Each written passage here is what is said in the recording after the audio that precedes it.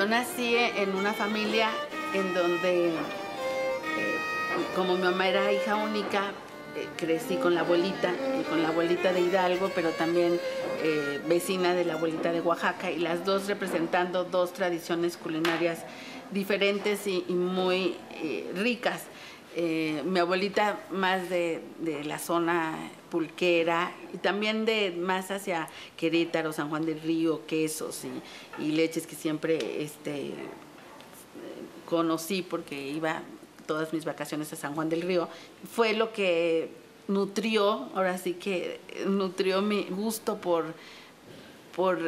el hacer de comer. Mi taller está arriba, literalmente arriba de la cocina de la casa de mis padres hasta la fecha. Entonces yo voy cocinando las ideas desde las 10 de la mañana hasta las 3 de la tarde que como con ellos, al mismo tiempo que también se cocinan los olores y los sabores y las texturas abajo en la cocina. Todos los aromas que ella nos legó siguen ahí flotando todos los días y para mí es un motor, realmente un motor simbólico muy importante en mi trabajo. Ella desgraciadamente ya no está, murió a los 96 años cocinando todavía. Su último antojo fue de un curado de apio que se lo conseguí definitivamente. Ella pues fue como mi mamá, de uno de mis grandes afectos. En cambio nunca me quiso enseñar a cocinar, eso sí, siempre me decía, no, tú vete a tocar el piano, tú vete a bailar, y como ella decía que para el arte, que no la cocina, pero en realidad su cocina siempre alimentó todo lo que hice. Y ella ya no está, pero la gente que cocina en la casa de mis papás sí han seguido su recetario, aprendieron con ella a cocinar, a hacer con el metate, con el molcajete, todos sus instrumentos ya muy usados, esas piedras ya muy pulidas siguen allí, y esos aromas y esos colores y esas texturas que solo ella sacaba siguen cocinándose en esa mismísima cocina a la que yo sigo fiel todos los días.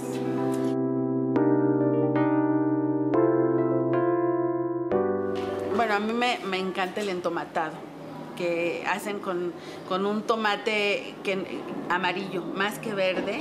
es ya más maduro, es amarillo. Yo lo traigo de Malinalco, pero también aquí lo consiguen en La Merced.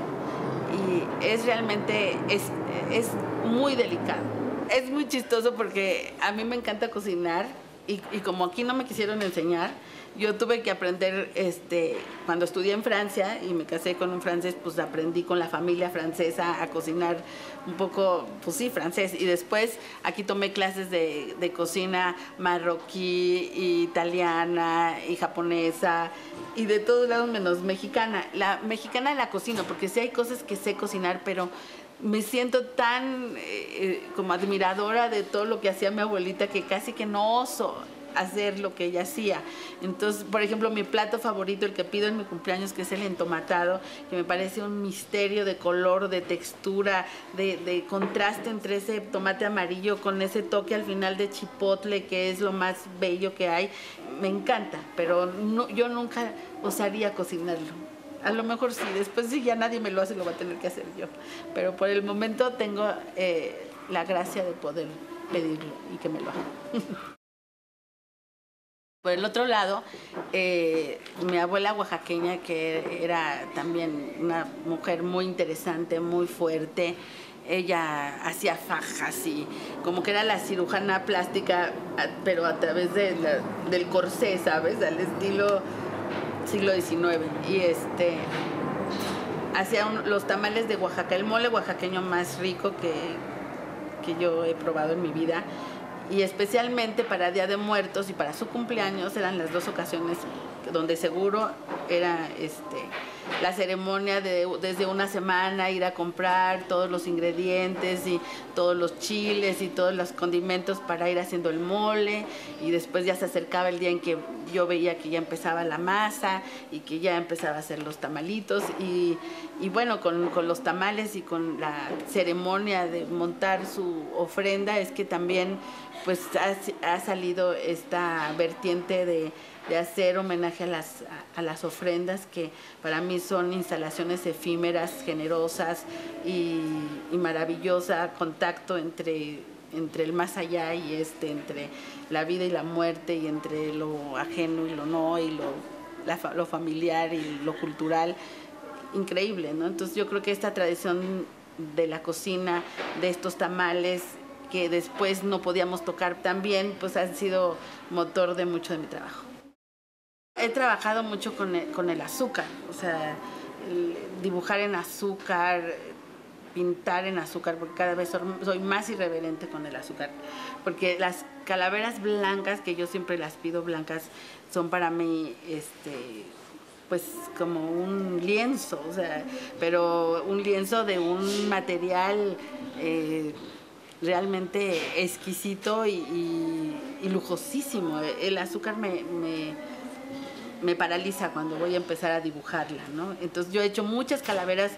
enormes dibujadas a lápiz, después ya ahora las pinto, ahora les meto focos, les hago una serie de cosas, ya las balacié también, ahorita las que el Zompantli Pop que hice en el Dolores Olmedo, que tienen esta cosa de los balazos condecorados en las cabezas de azúcar, ya hice un mapping en esta línea de calaveras blancas que me parece también muy interesante, tomar el azúcar como un espacio de proyección, un espacio blanco para que la memoria se mueva, ¿no? Y la memoria no es estática, ¿no? Entonces la memoria se mueve, se penetra cada vez más, no cicatriza, duele, porque también se mueve. En esta exposición se llamaba Los huesos tienen memoria.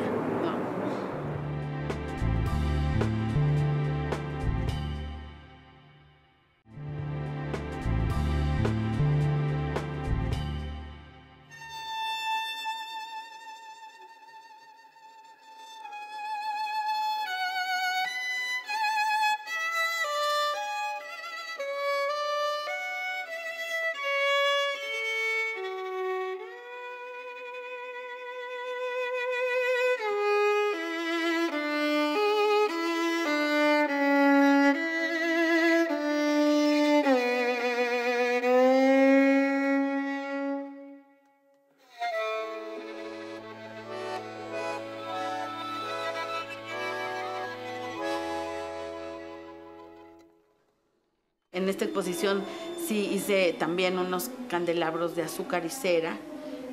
y con el pan también, que ahí el pan de muerto siempre con las ánimas, con estas figuras humanas, toman este tono, este sabor agridulce, ¿no? Como la cocina muy mexicana, o sea, lo prehispánico siempre tenía esta cuestión de mezclar el chocolate con el mole, lo picante con lo ácido, y yo creo que estas oposiciones son parte de mi manera de hacer este juego de oposiciones. Creo que una de las fuentes más importantes de todo mi trabajo son pues las tradiciones populares,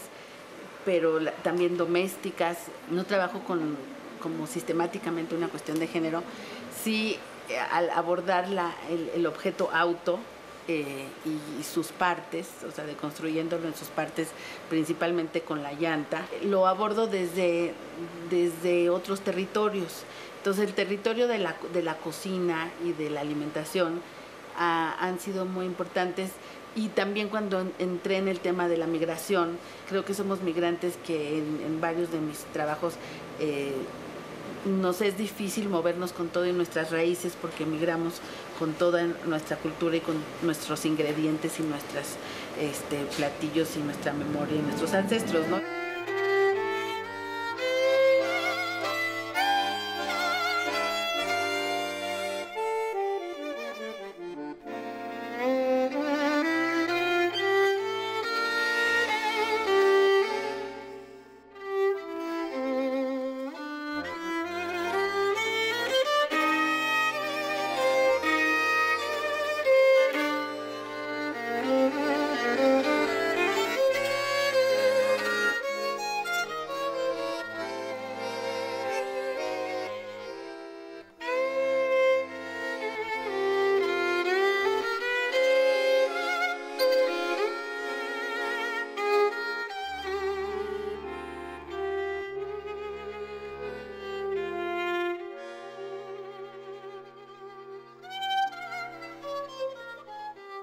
indumentaria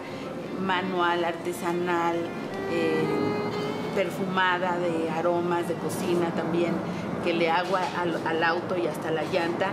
Se inició desde 2002, como decíamos, cuando horneé una llanta. O sea, las llantas se hornean industrialmente, pero yo quise hornearla en un horno de una cocina. Era como alguien que está desde la cocina queriendo migrar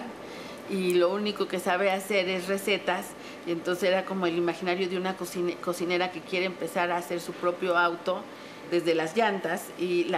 lo único que se le ocurre es empezar a hornear las llantas y ya después ir haciéndose todo el carro, cocinándose todo el carro para poder migrar, ¿no? Y para poder moverse, para poder salir de sus propias fronteras, ¿no? Y yo creo que en ese sentido es muy simbólico lo de la cocina, como que desde la cocina se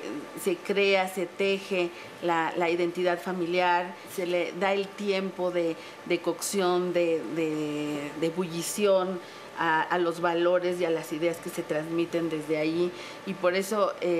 sí es muy importante todo lo que se cocina simbólicamente, culturalmente, identitariamente en las familias, desde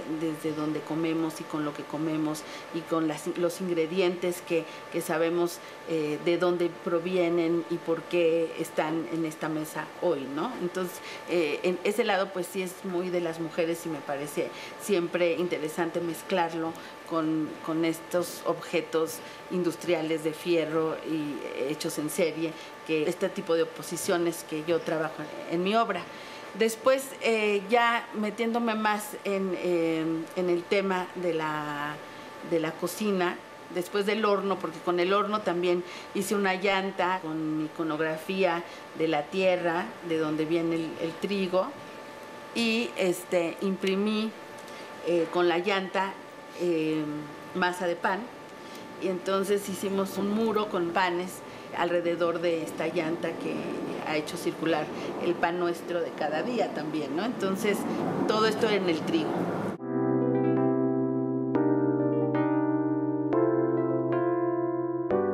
Después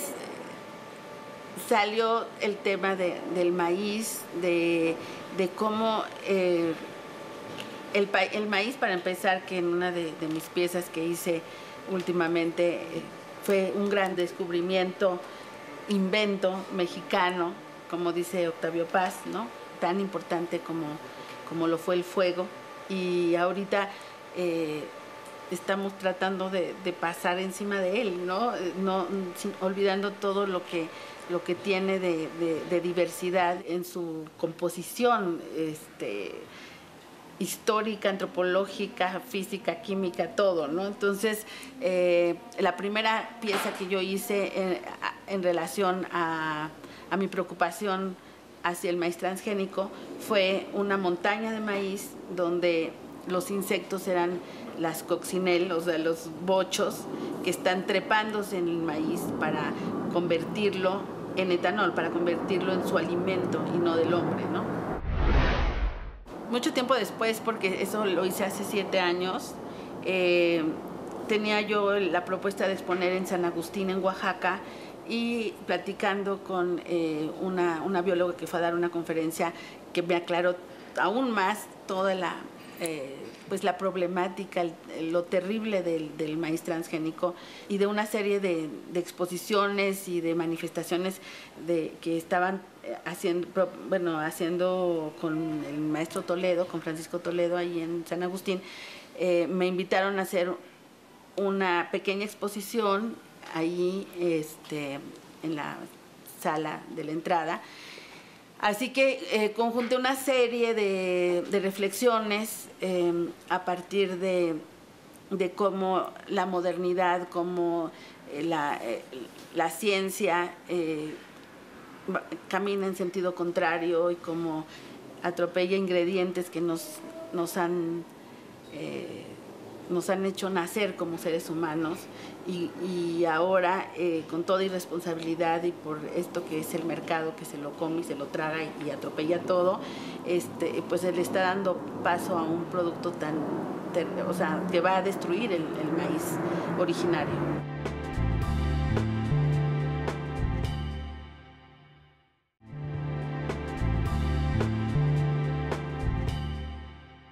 Bueno, pues con todo esto que he estado estudiando con expertos, y son exposiciones que se han vinculado con científicos, con comunidades de campesinos que hacen milpa y que protegen muchos tipos de maíz que todavía es originario de aquí y que además es uno de los países que más ha resistido hasta legalmente a la intromisión de estos maíces alterados. Aún así, pues es solo una resistencia, porque al fin y al cabo lo otro es este movimiento global avasallador, monstruoso, que invade la economía y el mundo también de nuestra propia alimentación. Sin embargo, en México este tipo de ejercicios eclécticos con biólogos, con campesinos, con cocineros, con artistas,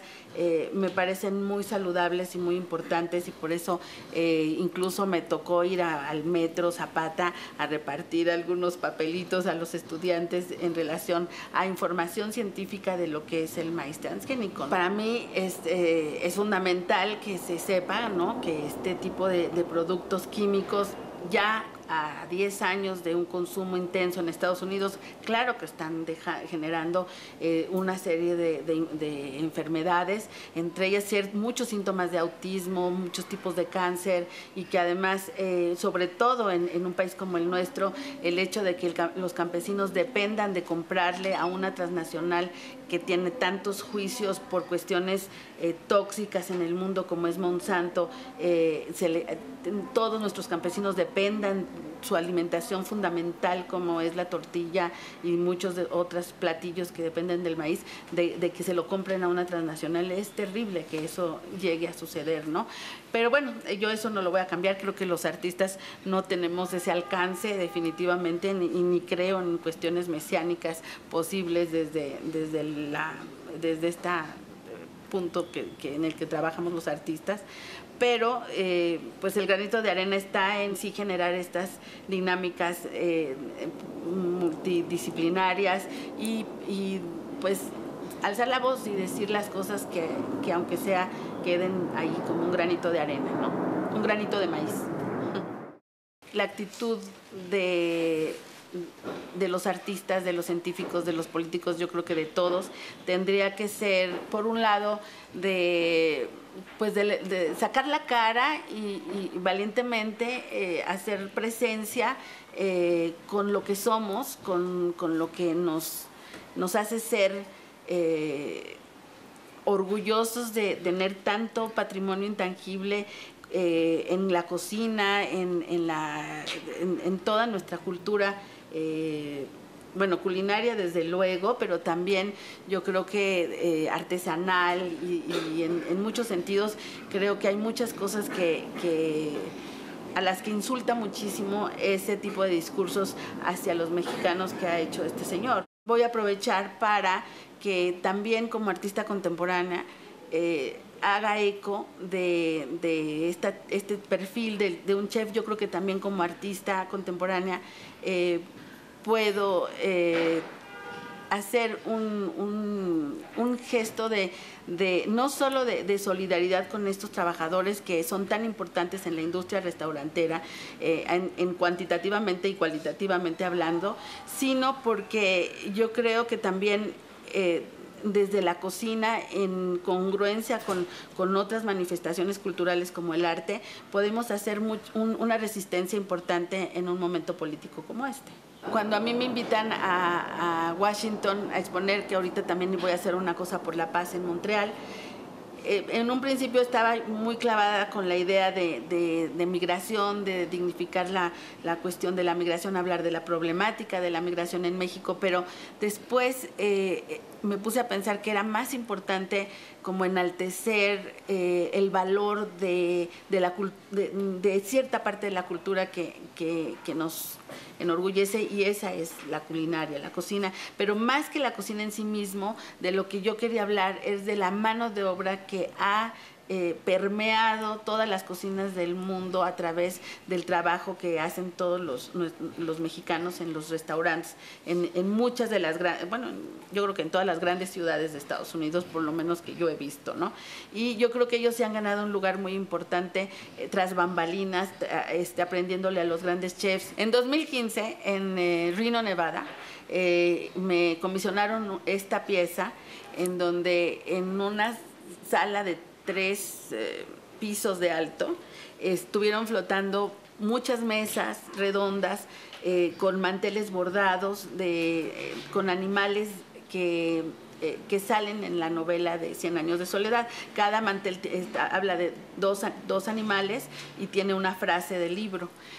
Las mesas tienen bases. Las bases eran libros, pilares, una pila de libros que están sosteniendo la mesa, donde había tazas de chocolate en este caso porque estaban levitando de acuerdo al capítulo del sacerdote, hacía esta suerte de tomarse una taza de chocolate caliente y levitar, y así consiguió la limosna necesaria para construir su iglesita, ¿no? Entonces aquí yo puse a flotar, a levitar todas las mesas con las tacitas de chocolate y molinillos. Y ahora en Washington lo que va a levantar las mesas va a ser los símbolos de los migrantes que llegan apenas con su mochilita y sus tenis que se han usado y que han caminado kilómetros de problemas y de cosas terribles, y esos grupos de mochilas con tenis van a formar las bases de las mesas que van a estar flotando con estos mismos manteles, pero en lugar de tazas de chocolate van a tener platos de sopa, recordando las sopitas mexicanas del fideo de las municiones, y también recordando la frase que yo le puse a mi artículo en el blog, que era hasta en la sopa, porque yo sí creo que muy real y simbólicamente lo mexicano ya en Estados Unidos lo encontramos hasta en la sopa.